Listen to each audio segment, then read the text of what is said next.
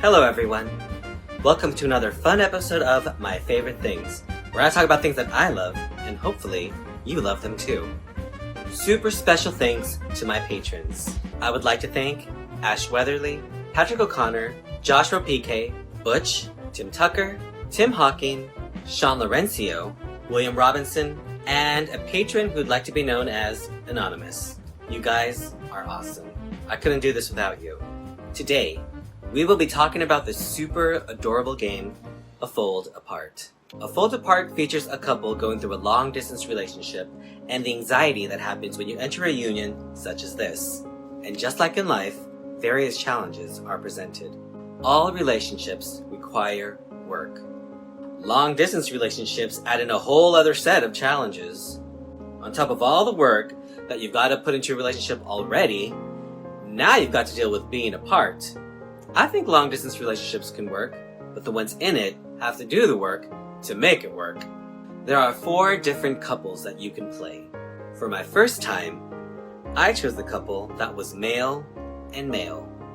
Mr. Blue has accepted a job offer in the city, leaving Mr. Orange behind in the small town that they both used to live in. Throughout the game, the men text each other and end up getting triggered by certain words.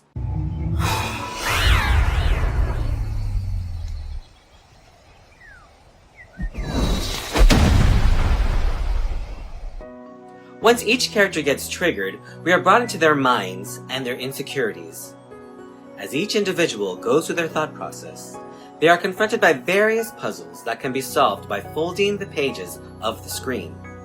As the game goes on, more abilities are added to the puzzle-solving process.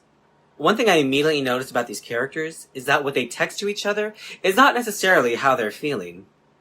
For me, I never thought that texting was a good form of communication. So much can be lost in the transfer of information when you communicate this way. But also, so much is said in what is not said. So we as people sometimes make the choice to fill in the blanks, and more often than not, those blanks we fill in are wrong. I found this game very relatable and relaxing. The characters are very grounded. They talk like how I talk to my guys. How's your day, babe? What are you having for lunch? What are you up to? Just watching TV. Just reading a book. When in reality, what's in my head is, am I good enough for you? Why are you over there and not with me? Are you ignoring me on purpose? We as people have very little control over our feelings. The most we can do is let our feelings pass over us and then decide what action to take once we have a better idea of the bigger picture. And a lot of the puzzles in this game work out like that. At least in my mind. The only way to solve most of these puzzles is to step back, breathe, and get a whole view of the bigger picture. The game is very pretty.